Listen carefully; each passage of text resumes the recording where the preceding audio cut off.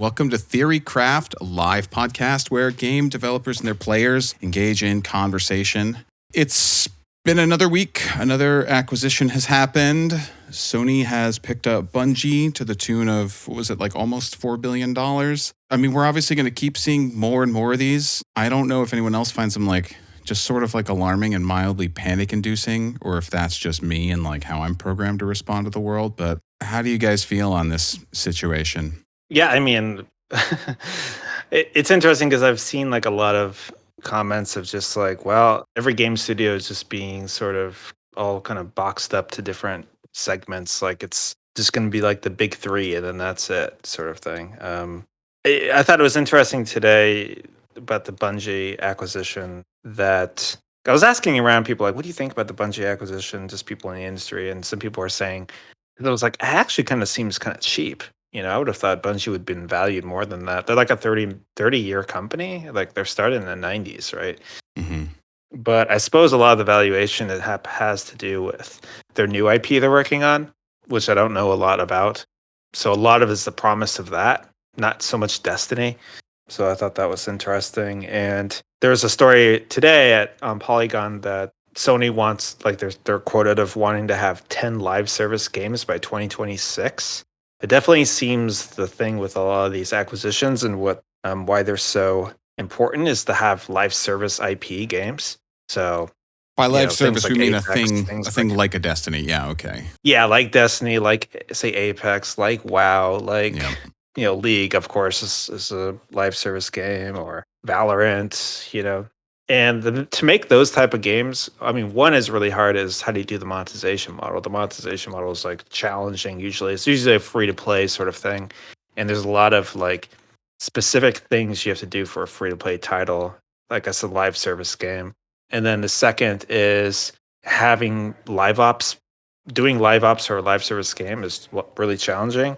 And it can also be not for everybody. There's a lot of people who have been leaving Respawn recently from the Apex team just because they just don't like working on a live service game. They just want to make a game, then a couple of years later make a new game, and then kind of like the old traditional model. Yeah, very. And so if you're not down to work on the same game for me and Candace, it was over a decade, right? It's not for everybody. So there's that. And so anyways, trying to find these live service IPs that are compelling that last for years, there's not a lot out there. And It sounds like Sony and Microsoft all want to foster and create a bunch of more of those because, of course, it's really important for their model, which is just they want people playing PlayStation, they want people playing Xbox, and to have games on those platforms that are sort of keep evolving and growing. A big example is Fortnite. Fortnite is one of the highest grossing games of all time, or in recent memory. And a lot of people assume that that was because of mobile, but it really wasn't. It was really all on PlayStation. That was where they reaped most of their the vast majority of their money. And so of course Sony knows that. They're why do we paying Fortnite all this money? Why don't we just have our own live service shooter title? And so I think that totally is the strategic thinking behind acquiring Bungie. So it's easy. Yeah, just make your own Fortnite. No problem. That's interesting that they talk about establishing all those live service games because I don't know. Obviously, having great content is just as important as having a Game Pass-esque content model and the xCloud game streaming and stuff like that. But I almost feel like the new thing everybody's paying lip service to are these cloud services and the metaverse and all this crap. And so it's so funny how it's not been very much time at all, but already Sony talking about we want 10 live service games feels almost kind of like a dated goal to be setting. It's just live service games. Yeah, no, we've been doing those for years already. But I suppose Sony doesn't. What ones does it have right now that are going? I don't play a lot of hobby grade games, so I don't know what Sony's got in its catalog at the moment that just lives forever. Does it have anything? Does Sony not have any other live service games? Is that the question you're saying? What do they have right now? Cut out for a second. Oh, sorry. I mean, they have PlayStation Now, right? They have. I mean, it's not essentially live service. Yeah, that's not a live service game. They have games in a catalog. Yeah, not really, right? Am I wrong? Do they have any? Yeah, I mean, they have games on there that are free to play that you could play, but they're not first party. There's not really a lot of first party live service games on either Xbox or PlayStation. Right. Yeah, no, I don't think so.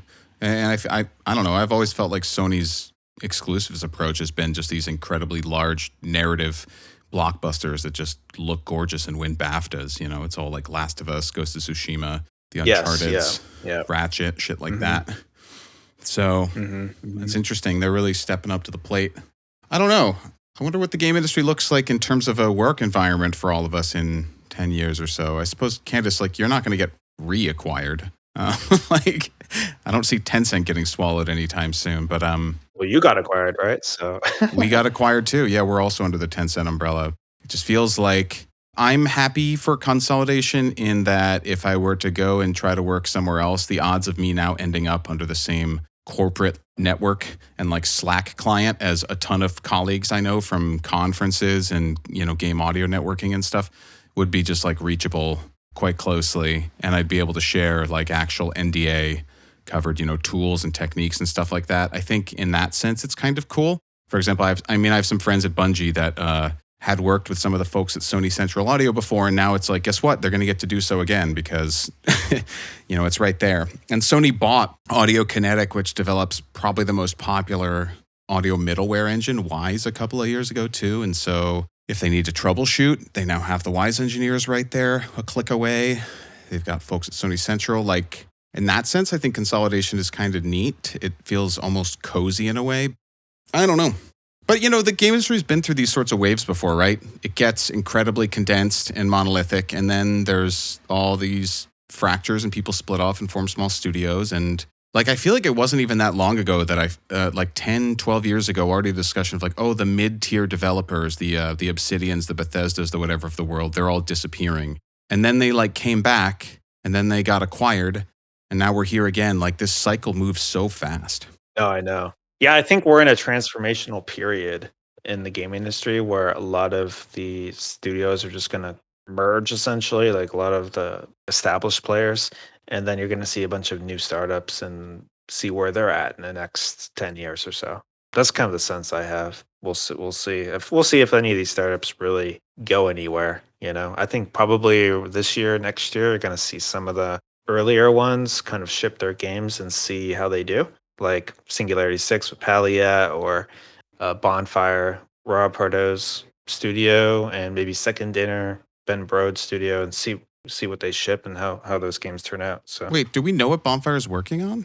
I don't even. no, not yet. Okay, Mm-mm. but you think we'll probably see something sooner than later. I think probably this year, Cool. 2022. That'd be Is huge. my Yeah. guess. Yeah. Yeah. Neato. Candace, any Bungie thoughts? Any of this near and dear to your heart? I don't know. Shit, man. I don't do business stuff. I just make games. Yeah, So I yeah, don't I know. know. Like all I Yeah. know is that shit is bananas. Getting engineers is impossible, and that I get like 3 or 4 recruiters hitting up my LinkedIn every single week. Like something is going on and I don't know what it is and I'm very uncomfortable. I just want to be paid to make content and like not end up poor because I didn't found a studio. That's really all I'm looking at right now. Not even sure if that's possible, but we'll see. Anyways, in less dystopian news, cross-faction play is coming to organized groups in World of Warcraft. I can't believe it's finally here. The walls have It's come baffling. down. Yeah. Yeah, it's baffling to me what like I understand the why. It's very obvious. Like splitting the players is hard for the game, even whenever it was, you know, at its prime. And now that, you know, like I don't know, maybe there are less people playing who even knows they don't release those information anymore. But certainly there's been complaints on the forums of, you know, long queue times and you know, they're not addressing the auction houses or anything, but they're at least addressing PvP. But the would just I just don't understand like why only some of it? Mhm. What are they trying to hold on to? Like imagine and this is probably just me being super ignorant, right? Like I don't know anything about the business of the game, but if they've already decided that cross faction play is going to be a thing, why not let you join guilds, for example? Okay, well, you can play with your friend, but you can't chat with them easily. I guess that's what communities on BattleNet is for. I know Yeah, I cross-faction feel communities like exist. Yeah. it's kind of Yeah, a slow road towards, serverless, factionless sort of thing, right? Uh-huh. Wow soup. yeah. Anything. And so, like, if I look at it from an opportunistic standpoint, okay, so we've decided we're going to release our death grip on play like Alliance versus Horde, which sucks. I mean, the soul of the game is the Alliance versus the Horde. It's your identity. It's a key part of you as a player of World of Warcraft for the last 15 years or whatever, or however long you've been playing the game. But it's just like, why? Like, first of all, why not do it kind of intentionally with an expansion with a storyline that makes it make sense? That at least Yes. you have some buy-in. Like, that's baffling to me. And I think that like Shadowlands was a great opportunity for that or something, but like, oh, everybody dies, right? Who cares? Or like the Legion did that. Originally the Orcs and the Humans united, and so like not writing it off narratively is okay, fine, like whatever. But then why hold on to some specific things like faction specific battlegrounds? I forget which ones, but the ones that are like more narrative focused, where like if you're looking at it from a fresh perspective that doesn't have all the baggage between the Horde and the Alliance, and again, I'm not saying this is a better take at all, but like if I were to hear as someone who has churned from World of Warcraft since Twisted Corridors and Torcast. Like literally that day I quit the game. If I heard that I could play board quest lines, or if I heard that suddenly 50% of the world is now accessible to me in a nostalgic way. Like I remember actually I faction changed in Mists of Pandaria for the first time to the Horde. I'm an Alliance player. I'm sorry, you can leave the podcast now if you don't want to hear my voice. I re-rolled my monk into a blood elf, and it stuck me in Silvermoon City, and I had no fucking idea. Like I worked on the game for a decade at this point. I had no idea how to get from Silvermoon to Orgrimmar. I had to Google it, and then I had to be like, is this the right tower that the Zeppelin shows up at? And like, is this the right orb I'm clicking on in Undercity? And what was weird about it was like I wasn't frustrated. I was invigorated by it. Of like, there's this whole city I've never explored before, and that's really cool. And like, this whole world feels accessible to me now in a way that has been here the whole time. It just feels like a pocket that I never explored. Instead of like an expansion where everyone's just like clawing their way through it desperately as fast as they can. And there was something to that experience where I thought like it was new and it was nostalgic at the same time, and it was kind of beautiful. And so I just wonder, like, if they had told me, like, yeah, you can go to Silvermoon, like the Horde and the Alliance are at peace or whatever, and you can walk into Undercity, and they won't like you because you're still kind of gross, but like you're not going to kill you anymore. Like I think that would have been a really powerful moment for me, and I probably would have at least given the game another try. And ironically, I bet I would have just rolled a Horde character anyways to make the narrative feel more appealing to me. But I don't know. The guild thing is the most bizarre part of it, but then not just like going, why not lean into it and just go whole hog and open up the game to everybody and let people still Wait, use so faction for like whatever they want in their is emergent that a gameplay. thing? Is guilds cross faction now? I thought it was No, just No, like guilds are not. dungeons or something like Yeah, that. yeah. Yeah, it's just dungeons, right? There was a big it's interview with done. Ian. Dungeons, It's battlegrounds, perhaps. Yeah. Well, it depends. Like if you just queue for match made, it won't be cross server or it won't be cross faction. You have to opt into the cross faction play, and as a lister of a party, you have to list that you are okay with cross faction people. So there's like all these weird barriers that I don't think Yeah. that most people will actually care about. They're just not going to opt into the checkbox. So I don't know how much it's going to actually alleviate the problem. Like it's like the organ donor problem in America where you Yeah. have to opt in to donating your organs, so only I like mean, 23% of us do it.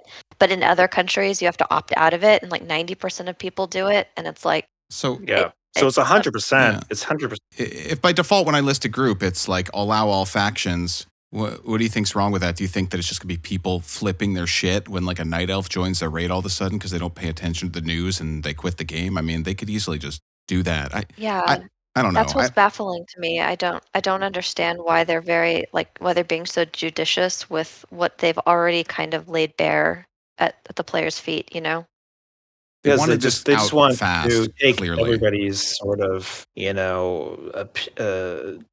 feelings is not the right word, but feelings in account. It's like if I don't want to see gnomes in my group, that's why I'm playing Horde. I don't want to see them. Yeah, and like that's a so rare that's case. why they. I mean, there are real players That's for what I'm like that, saying. like vocal ones who feel like they want to live in Warcraft as a Horde and Alliance game, and so if you just force their cross-factionness into their experience, they're not going to be happy. So I can understand that sort of design. I think it kind of does kind of show that it's sort of really they're just trying to do it reluctantly. They're not spearheading into it like, yes, we got to make this a cross-faction game.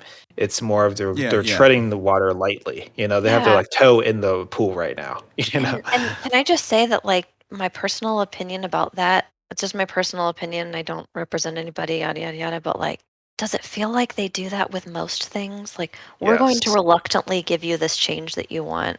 Instead of like, we're fucking hyped about this change and here's what it means for you and here's like all the value it's going to give to you as a player. It's like, no, fuck all of that. We're just going to like, we hear you just enough. We heard like every third word you said.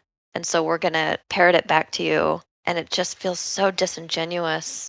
Yeah. Well, it just sort of, and this is kind of, I think, the core problem with generally the game is just there's not a set sort of vision and fearlessness and just like, this is what it is, fuck everybody else sort of thing. They're more of just kind of, we have to take everybody's feelings into account and try to find a middle ground between everything. And then it ends up just becoming very just sort of, you know, Homer's car. shallow or does it feel safe like or malicious compliance at that point when like you tell your kid malicious like compliance.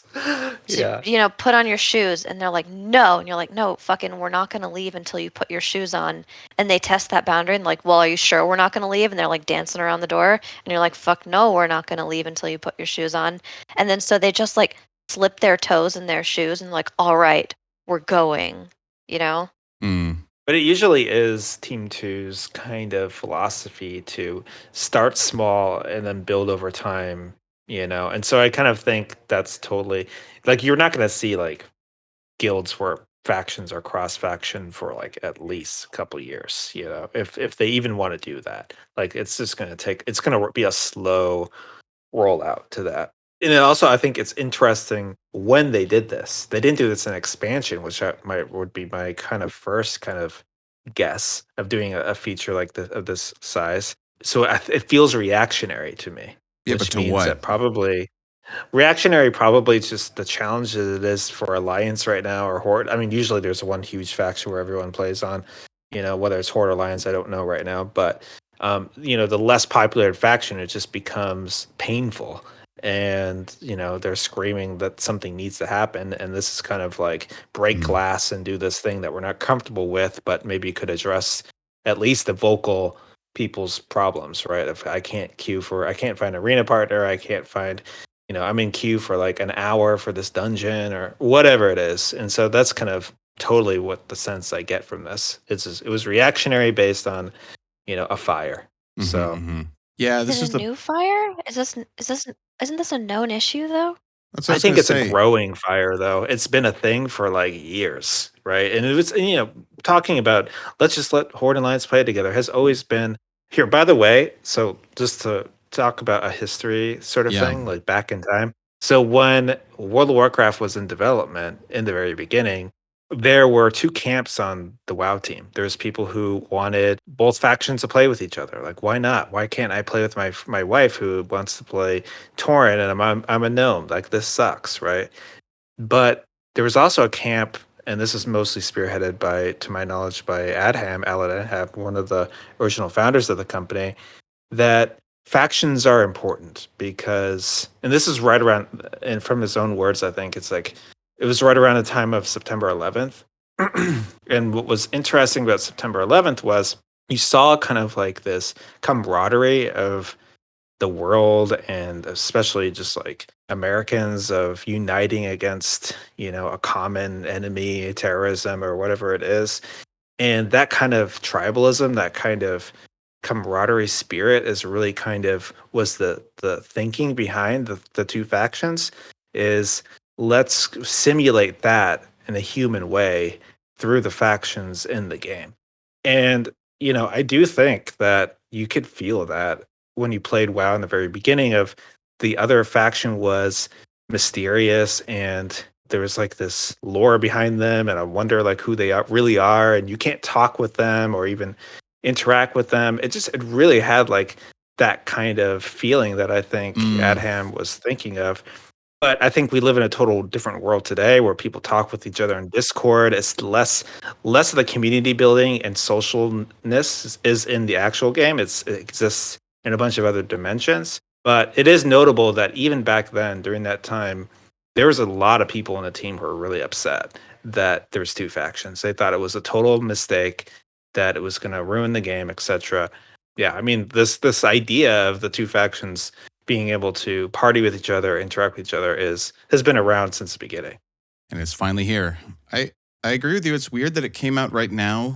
There has been a decent amount of press around it. Like I said, there's a long interview with Ian, I think in Polygon, explaining how they had to kind of eat some crow and finally pull the switch on this one, a solution they maybe should have done earlier. But it does feel kind of telling that they wouldn't push it out with an expansion. It maybe makes it feel like they're not all the way there and loud and proud with this implementation just yet. It's such a fucking game-changing thing that it is weird to come out in a 0.5 patch. Maybe they just want all the kinks ironed out before 10.0 when they kind of finish the rest of it, and then it can really be a big back-of-the-box thing. This is New Blizz. New Blizz gives people what they want, and even if it feels like kind of there's some resignation there, like, I don't know, since 9.1.5, it really feels just like, here, take the thing. Anyways, I wanted to talk about systems designers today. Systems design, I suppose. I feel like this is kind of like a subclass of game designer and I don't, monitor game design job listings all the time, but really that I've only noticed emerging in the last couple of years. It seems like it exists mostly at really like larger companies like Blizzard that can afford to put people into such deep specialization. I just feel like you see the topic of systems design come up all the time if you're following the MMO genre, and maybe it's become like a popular title in other sorts of genres as well. If you two could maybe explain what a systems designer does, like within the sort of overall. Yeah, if I can just lead by talking about what a system is, some people might not even really understand Please what that means in a game. take us to Because ground. the way I explain it to school children that I speak for at Girls Who Code is like, if you've ever played a game where you level up, leveling is a system. So it's the why of what you do. So there's the what you do, which is you collect rings, or you kill monsters, or you ride bikes, or you ride horses, or you race on a car track or something. But then the why you're doing it is usually the system around it. So you're killing the monster so that you can get the XP and then you can level up. And that's like the most dumbed down version of it. And what I realized is that now systems, because games have become so complex, systems are like a systems designer can mean so many different things. They can be so varied in their skill sets and what they've worked on and things that they've done for even 10 years. Because if you think of like death as a system in a video game, it's the why you do something and also like the why you don't do something. So like in Mario, why don't you just walk in front of the Goombas? Well, because you'll die. And death is a system, and it's a system of rules. And so the rule is when you die, you have to start over, and you get 3 lives, and you can get more lives if you find the magic mushrooms, and yada yada. Like that's a system. System is just a container of rules, and they're usually the motivator behind doing something in video games. So that's at the high level, like what a system is. And so a systems designer in those roles, you can imagine, are really good at making the rules of video games. So if it was chess, then they would be the ones that decide that knight moves as 1 vertical and 2 horizontal, or moves like an L or whatever, and that the bishop can move as much as they want, but they have to do it on a diagonal. Or the queen has everything because the queen's amazing, and for some reason the king, fuck the patriarchy, can't do shit. He's just like hides behind all of his people. But then you extrapolate that into a game like World of Warcraft, or even a game like Red Dead Redemption 2, or you extrapolate that into mobile games, which are not, like those are very systems heavy games. The why you're doing something is very complex. You'll have like 15 different whys, but you'll have like the what one of that you're doing is like, I'm clearing dungeons, or I'm clearing the same campaign over and over again, but with different heroes that I've collected and stuff. So, and then there's also like that's branched into the systems design turns into monetization, and they pair with monetization because the why is also heavily tied to why do I pay for the game? Why do I want to play the game? What motivates me? And how much can I spend if it's a free to play game, or how much would I spend if it's not a free to play game? And so it perplexed me because my team is hiring a systems designer, and the people that came out of the woodwork to say like, oh, I want to work on this their jobs were so different and so varied that it just struck me like, man, system designers do fucking everything now. It's Yeah. bananas. Yeah, and like so many games today are very system heavy games because essentially the market has selected for games that are games that you want to play not just for 40 hours, but thousands of hours. And if you're going to create a game where players play for thousands of hours, holy shit, the system design needs to be like really, really good, you know? And you got to plan for, okay, what are they doing in the first 10 hours? What are they doing in the first 60 hours? What are they doing in the 300th hour, those sort of things. And it's kind of it's not easy to do that. And so I mean, but like Candace said, basically if your game has leveling, if it has a death, it has any of those sort of mechanics, essentially, somebody on that team was a system designer. I doubt like if you look at like Super Mario Brother 3's like credits, it said Yeah, of any course. system designer by by title, but essentially someone there was doing system design, right? And I think like Candace said today, it's getting increasingly more esoteric and complex because if you're doing, say, a virtual world or anything like an MMO, you're trying to simulate the real world in these systems essentially of currencies, of building an economy, of progression, of who these, factions are or whatever. It's just yeah, it's a lot for the right type of person. And Candace and I and our sort of system, have done system design work and are system designers. It can be really exciting and fun to work on. So Yeah, I guess I also failed to mention that sometimes the how of what you're doing is also a system, right? Like your abilities in World of Warcraft, those were made by systems designers, or the tree branch that broke in Breath of the Wild, that's the weapon system, right? That your abilities that you have whenever you're holding that weapon is also a system. And so it's the how and the why and not kind of like the what. yes, yeah, Now I understand why you said that it seems like systems designers are responsible for seemingly everything in the applicant pool, because it sounds like everything is a fucking system or can be put under that lens. And that systems designers get deployed onto all manner of things. Like, I don't know, I wouldn't have thought that it was the work of a systems designer to make abilities. I guess I might have thought that that was maybe a combat designer or well, like combat designer is a special system designer, so it's under this a system designer it's a umbrella. sub And job. Okay. yeah, exactly. And because classes is a system, or progression is a system, or item designers is a system. So item designers are system designers who items is their specialty. And so the Exactly. Rewards. WoW, yeah, exactly, rewards. So the WoW team is structured in that way, where there's a system design team, and then there are subsystems or sub teams under that. Which one is the class team? One's rewards, which is basically items progression, that sort of thing, and then there's more than that too, but or in content's kind of like a different dimension, but they're a designer, under the designer umbrella, but not exactly systems, although a lot of the content in the game I mean it's all kind of intertwined a bit, I guess. Mm-hmm. Yeah, you'll have the people that all they do is like hyper balance stats and abilities and stuff like that. And like that's a systems designer. Or you'll have the person who hides loot in boxes and like that's a system designer. Yeah. Or the person that decides that here's the randomness that you're going to get and here's the long tail progression in a game like Diablo, or like what you get out of your loot boxes and stuff like that. Like Mhm. all of that is under the umbrella. It's good that you said that was the umbrella, because you think of it like systems and you have all of those specialties, which is why they have those titles now: combat designer and rewards designer and balance designer and monetization designer. And then you think of like a content designer, which is something that like traditionally, like I do content, and sometimes it marries with systems. Like whenever I was doing artifact content, but also the systems of where you're dumping your points and how much XP you're getting and stuff like that. It's just funny to me that you'll see job listings for systems designers, but you very rarely see job listings for just like content designers.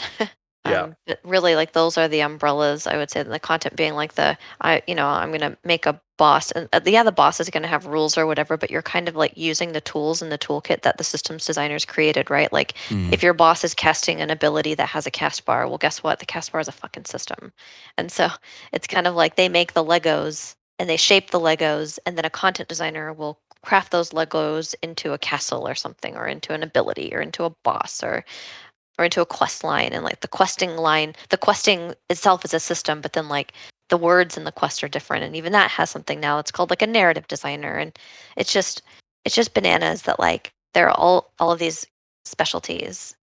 What do you think? And this is usually like an interview question I ask, but what do you think makes a good system designer? Like, what's a great system designer? Like, what qualities do they have? You think, Candace? There, to me, like at the very high level, the theory crafter figures out the why of all the video games. So they'll tell you, like, I played this game and like, but I power gamed it in this way because they were able to see through the blur of the content to be like, here's what the game's actually telling me to do. They're the theory crafters. So if they've ever had like Chris, you had a website that did like very deep dive on a video game once, and so that was very indicative that you were like deep into the core systems of that game. And so like the curiosity and the analytical skills that you need are like far beyond the creative skills that you need. No, sorry, not beyond it. That's I didn't want to say it like that. Like a systems designer is going to be very like logic oriented. They can still be creative and do amazingly creative things, don't get me wrong, but like they have to be curious and analytical and logical, whereas a content designer can just be like, I can be head in the clouds and say, I don't know, I want like the boss to shoot lasers from their eyes and sometimes fart bubbles or something. And like that's my superpowers. I'm probably not going to be like as good at math as a systems designer, but I will be better at writing, and I will be better at Hmm. storytelling and narrative, experience and Yeah, fantasy and yeah. whatnot. They definitely come in spectrums. There's kind of more of a creative, more player experience driven system designer, and then there's more of like you said, analytical kind of system designer who's more about like the numbers and making sure like more in Excel spreadsheets and trying to make sure that the data is beautiful, basically. But I do think one quality that usually good system designers have is when you talk with them about an idea, they think about like if they're pitching a spell or something, they're not just thinking about that what that spell is and is it cool just from that tooltip or just telling you about the spell. They're also thinking about the way it interacts with other players, the way that it interacts with the environment, what it's doing to the game, what it's like, what's going to happen when they're in a raid or dungeon. Like basically, they have to think about all the like hubs and spokes of all of the complete decision tree, like 3, 4, 5, 6, 10 tiers out. You know, like where that kind of little thing can go and balloon out into the game, and what could happen from that little change or addition of one thing. And I think usually when the system designer's a little junior, they're very driven by some cool thing in a vacuum they think could be cool for the game. But then over time, they get burned of like, oh crap, I added this thing to the game and then it broke X, Y, or Z. And then over time, they kind of learn to understand the ramifications of just a simple change to the game. Because to really be a system designer, you have to architect massive, systems that go through the thread through the entire game, right? And so you have to like think about all the ramifications of everything. It could be like a nightmare. Mind maps are your friend, basically.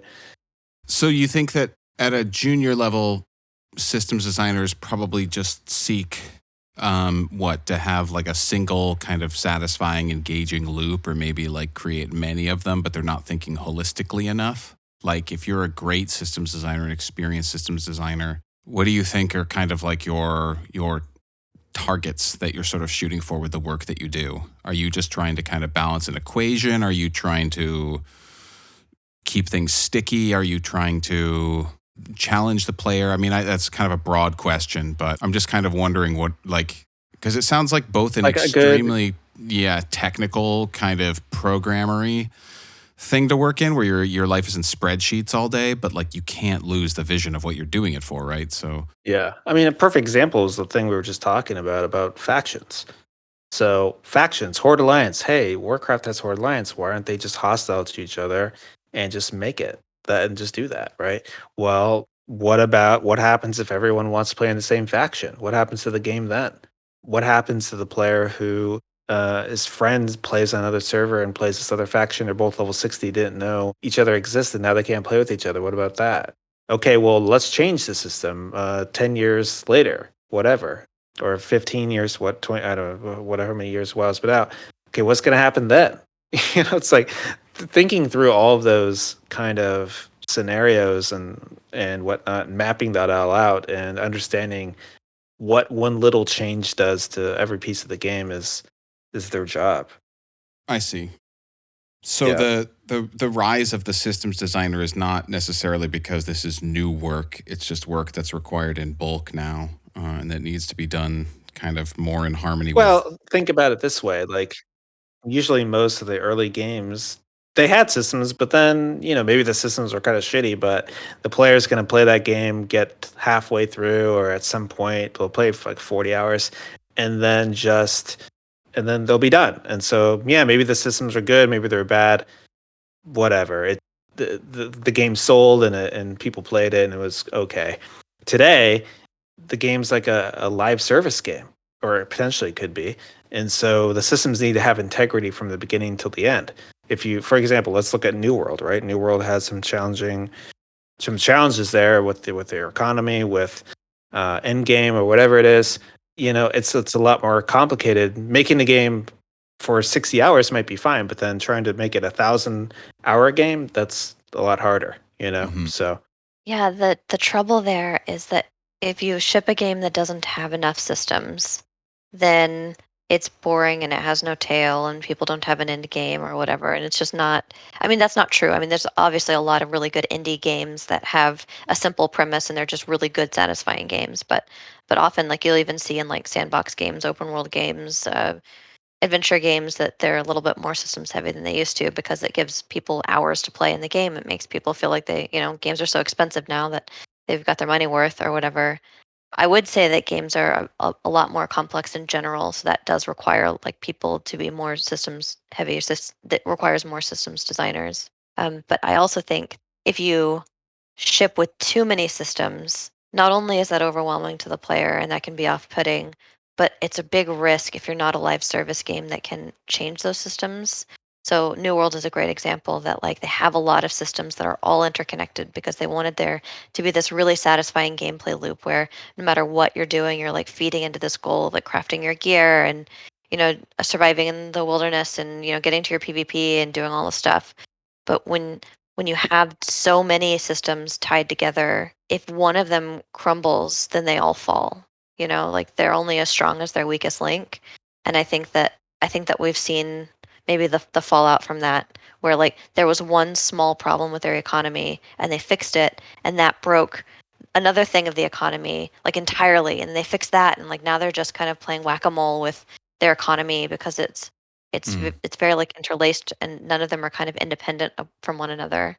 And it's not like a systems design failure. Everybody makes those mistakes, right? Like nobody's going to be able to 100% look into their crystal ball and predict exactly how many people are going to play a game or how the game's going to perform at scale when everyone's hungry for a new MMO. Like I'm not shaming those developers at all, because that's just like that's a live game, like Hmm. no one can get it completely right the first time. And so that's the risk. But then there's the double-edged sword then too, where like, well, if you don't have enough systems, then nobody wants to play your game. So like it feels like the right thing to do is to slow drip those systems into the game, and maybe it's lower risk to not marry them to one another. And what I mean by that is like Shadowlands had the same problem where they married all of their systems together, and so you had to do Torghast to get Soul Ash to get a legendary, and you had to get a legendary to do raids, and you had to like they were all in this ecosystem that felt good to progress in, but it also felt like too much and not enough at the same time. And so imagine if World of Warcraft had gotten it wrong and like Soul Ash dropped like too much, and then you, I don't know, had too many legendaries or something like that. I actually think they pulled it off really well, but it was just overwhelming and underwhelming at the same time. What's up, Kruger? Welcome to the stage. Hi, thank you. So I have a question about an idea I've had for a while. You could call it a system, but it's probably a bad idea. I just like someone to explain to me why. So, I'm ready to roast. okay, I'm glad to hear that. So in WoW, I really like professions in general, but I don't like the way that they're handled. They mostly consist of just grinding some materials and then leveling them up to high level. And everyone can make pretty much anything with a bit of gold. So my idea was, what if you made professions in some arbitrary way harder, so that they actually require skill for you to craft something of importance. For example, if you made some of the top items, let's say in classic WoW, the Sulfuron hammer or something, if you made it like, I don't know, a 10-minute crafting challenge in some, you could make it, I don't know, for example, like if you know the game Osu. I didn't play it, or I don't intend to, but I know it's just a hard game. You can make it in some arbitrary way hard, so that not everyone can do it, so that people who are actually good at professions could make money from them, i.e. someone who wants the item giving them materials for the people who are good at professions to craft the items for them. So it would be like a whole another gameplay sphere within the game. You could just be good at the professions. You don't have to be good at PvE or PvP for you to make gold and something. Yeah, I hear you. I think that some games explored this a couple of times, and I'll give you my estimation as to why they didn't work. So a game that tried to add some skill to crafting and professions. One of them was Final Fantasy 14 did that. Like actually Final Fantasy 11 did it too, where like on the day that you craft matters and the materials you craft matter, and then like timing the thing just correctly matters. Also EverQuest 2 used to have a pretty like kind of reactive, like pressing buttons at the right time, at the right cadence to craft something, and then the outcome of your craft would be like high quality if you had done it well, or would break if you didn't do it well enough, or if you used too poor of materials. And the reason I think that those weren't like that didn't solve the problem is that what you're talking about is making another entirely different game inside of the game. Unless you mean like what WoW does, No. which is You understood it fine, yeah. yeah, so like what WoW tried to do is like so our game is using your weapons and your swords and your progression to kill monsters. And so professions will be hard because you have to kill harder monsters, but we're going to use that system of combat in the game. But like imagine if cooking was like Cooking Mama and there it's actually a skill you get better at and you can understand when to turn the burgers and you can understand how deep to deep fry your, your dumplings and stuff like that. Or how often to move the food around in the pan and when to blow on it and stuff like that. Like that's just the problem there is that then you have the scope of this game that is just unbelievable, and that's just one of your professions, right? And so Yeah. you could put a racing game in the game and call it food delivery like DoorDash or something. You could put like 100 mini games. I hope the right MMO has DoorDash system. No comment, but, Yeah. but no, I'm joking. But yeah, so I think that so what they're doing is they're using the tools that they have in their toolkit that's kind of like cheap or free to make a satisfying gameplay experience. When has that ever really worked? That you just kind of like made something out of nothing and then it was fun and it wasn't like emergent gameplay, like people just having fun in Roblox or something. So I don't know. It's you'd have to put a lot of thought. And you'd have to basically make another little game in your game to make professions fun. And so I don't think many people have done that because really what they're trying to do with their profession is promote an economy and they're trying to promote like trading with other players or some sort of like way to progress yourself that is gated in some kind of way that is like a solo experience. And so like their motivator isn't good gameplay. Their motivator is something else. And so that's my posit as to why like you've never seen anything like that before. Not that you haven't seen anything, because I just said that Cooking Mama is totally a game, but like, and then the fantasy of it is weird too. Like, what is amazing gameplay to fucking smelt or, that's not just an optimization game, like you could make a game like Satisfactory where you're micromanaging and trying to like make giant outputs and stuff like that. And it takes really like involved decision making and whatnot. But again, like that's a whole last $29 game.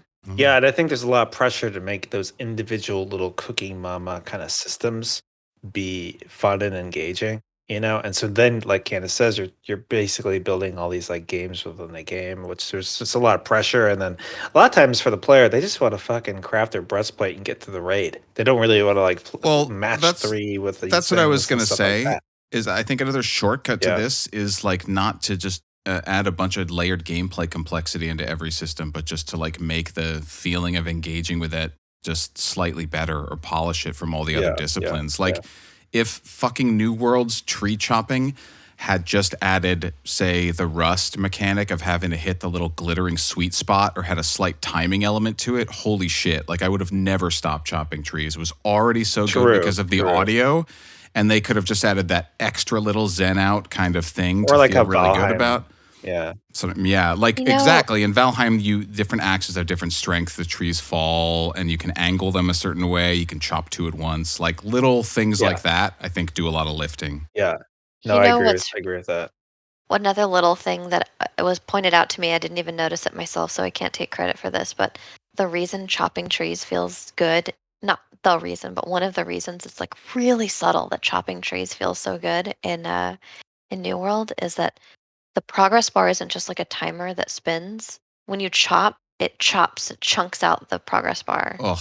And like that, oh man, that UX, yeah, whoever did that, you're know. getting a love letter from me right now. It's harmony, yeah. But the one thing about your question, Kruger, I think is true, and it is a challenge. And I think there aren't many profession games that have done it well that I can think of.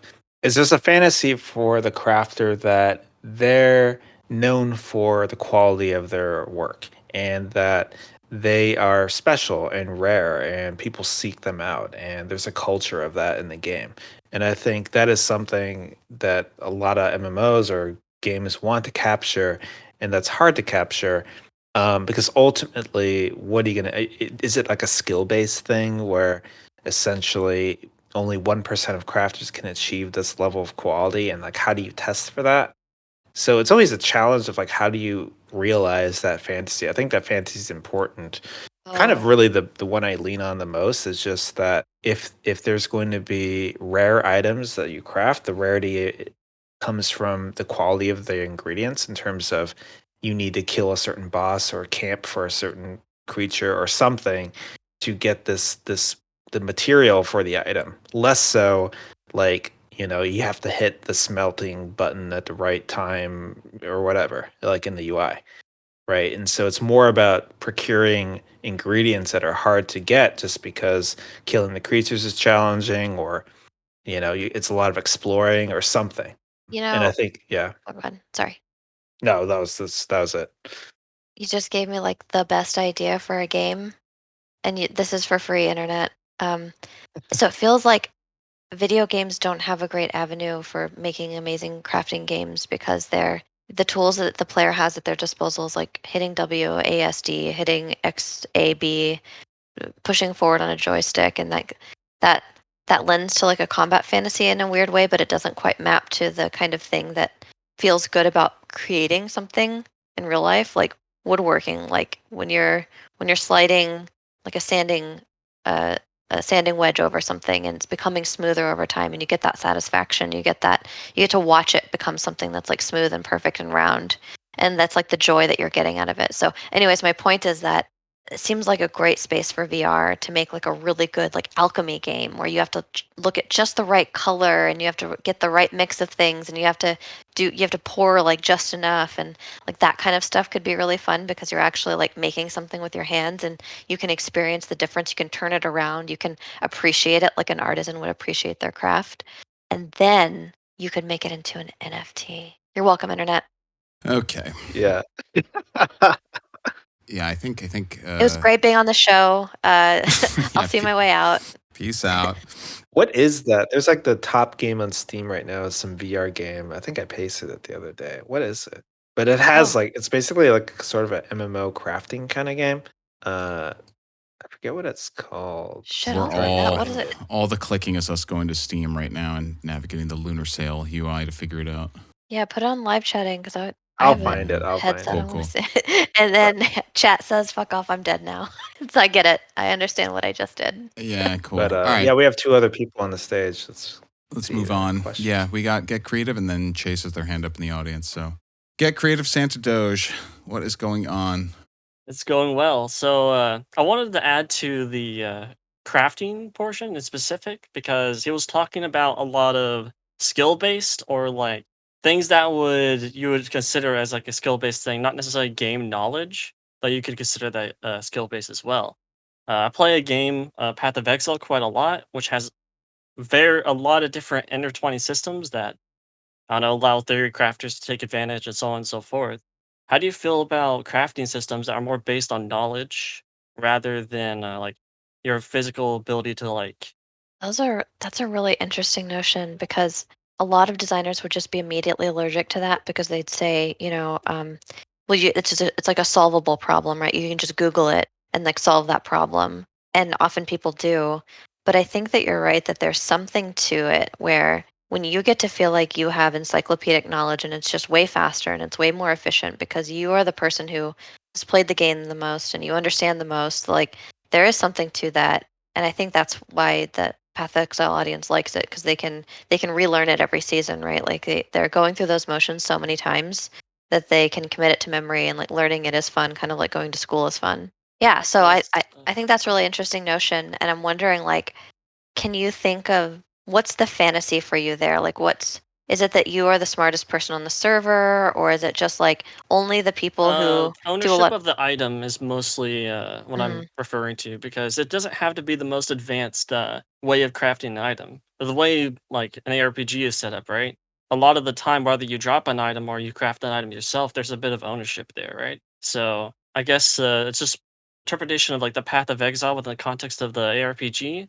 Crafting in that way makes it feel like you have greater ownership of the item. And I was just curious how you feel about like the knowledge based instead of skill. I'm sorry, I don't understand the link between knowledge and ownership in the example you provided. Okay, so for example, if you apply, do you like can I use Path of Exile as a reference, or should I like? Absolutely, yeah, Okay, so you're able to like reroll items, or here's a big one that a lot of people know about Harvest. Are you familiar with like what Harvest is in Path of Exile? yeah. Okay. Well, what Harvest allows you to do is to re-roll your gear, right? You're able to take items of like certain base types or of certain, yeah, essentially base types, and you can roll those items, and you feel as if you're personally responsible for that item becoming the way it is, and it ends up being really good. You feel like you have the ownership of that item in that way. I see what you're Um, saying. Yes, so that's what I mean by more knowledge based because it's not like you're doing something skillful. It's just you knew that using this in that way could allow you to get something, and by doing so, you feel like you now have a greater ownership of the item that you just made. So you specifically mean like the combinatorics of all the different gems that all the different abilities that I can slot, and all the different ways I can reroll my gear. And because there's a lot of complexity there, there's a lot of knowledge required to make a really optimal item, and that you feel really satisfied when you have the item because you made it and specifically yours. Essentially, Yeah, that's a really good notion, and I think the reason that a lot of designers would be allergic to that for no reason, because I think there's a lot of merit to what you just said, is that again, it's like a solvable problem on Google. And so, if you think about it, if you were to pare that down and be very reductive, you could say that it's kind of like your build in League of Legends, right? Where some people can do really well with like a custom build, but a lot of people can just buy what's good on the on the market. And League of Legends is a bad example because I'm not sure how that economy works, but then the problem is like when the popular guides give bad information and then that ends up being the right thing because everyone's doing it and that becomes the new meta of the game, it's just really dangerous in some kind of way. And so, and then of course there's also the problem behind doing that is the combinatorics sometimes becomes so infinitely complex that you can make something that ends up just completely breaking the game. So it's really risky unless you have a team that like understands everything about the game. So I just gave you all the reasons not to do it, but I think that what you're talking about is actually extremely satisfying and could be the core of a crafting system as well. Yeah. You just have to have enough cool ingredients and enough cool like fragments to piece together to make that cool. I think even Diablo 4 talked about their rune crafting during BlizzCon, where like you have this thing that you craft and like there's the when does it happen and then there's the what happens, and like so when you roll then you can like that's like a thing that you can combine, and then you could say like does an explosion, and so like then whenever you dodge you like do an explosion or like all that. That's kind of like one of those combinatoric systems that feels really good about like your mastery. So Mm. you're definitely onto something there. It's just the question is like how complex do you let it get and how approachable is it to somebody who's not going to Google it? is googling, if I may, is googling a huge problem, or is it more of a just a perceived problem? then I think among it is player more of a bases? Because I don't perceived. know. I don't know. I think it actually isn't more of a perceived problem. It's not the problem isn't that like there's no mystery, right? It's not that the solution is just that on Google. It's more of the user experience that like the system is so complex and so like ungrokkable in a way that like the correct answer is to exit the game, launch a website, get told what to do, and then do it. Most people will do that. So it's not actually as big of a problem as people say, but it's just really inelegant. And what you rather do is make something that's so understandable. Like Breath of the Wild is a fucking masterclass in this, right? Like they teach you in so many ways how all of their elemental combinatorics work. You know, you can light grass on fire, you can light a torch on fire and then put that into the cooking pot and make a cooking pot, and that you can slide down hills on your shield, and like there's when it's raining, and that you know rocks can't be grasped as much whenever it's raining, and they do a lot of heavy lifting to sell even those basic very intuitive combinatoric systems. That's why it feels so amazing, because it feels like you're doing it because you want to do it. Whereas like if you're going to the internet and you're saying like I want to make a sword, okay, what's my league? And yeah, what's like our current league, and what do I want to play, and like who do I trust the most to give me the most solid information about what I can create? And that's less satisfying than like forging it yourself, you know? And so it kind of undermines that ownership that you're talking about. All right. Well, thank you for answering my question. Yeah, but I still, it's one of these things. It's like the siren on a cliff of like trying to achieve that fantasy for the crafter that they specialize in something and that everyone seeks their crafts because they're the best at it or the best quality or something. It's just really it's been hard to achieve so far. MMOs or any kind of game, because it's like what does that mean? Like usually it's just you just have a couple options of like some of the best crafters in WoW that I can think of were ones who they just had the most sheer output. Like they were really efficient at figuring out where all the Black Lotus spawns are and getting them, or finding the best routes for Dreamfoil or something like that. And so they just the best crafter in terms of efficiency, or they like knew the best route to reset a dungeon to kill this creature to get this item to disenchant or something like that. So that's like one option. The other is, like I was mentioning earlier, there's just certain ingredients for it that's really hard to get or something, and you have to kill a certain boss, and that's skill based or something.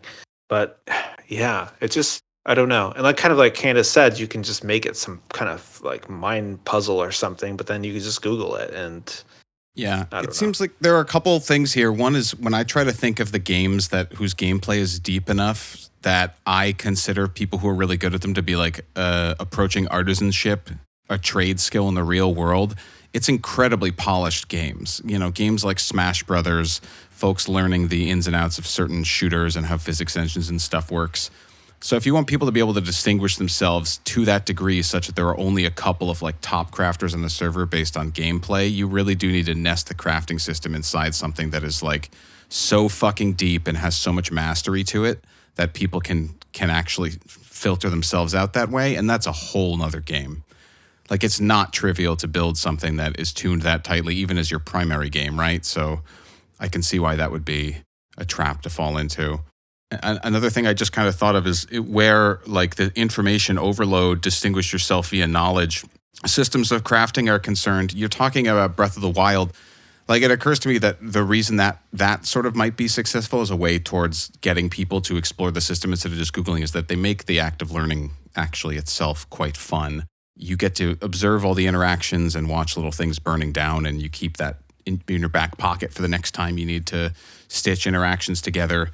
And so there's no world in which you could substitute all of those experiences with, I think, just looking at like a Google diagram that sort of like explains all of it. Like the learning and the gameplay are kind of so close knit, and the feedback from that like you don't want to go to an outside source just to solve the problem.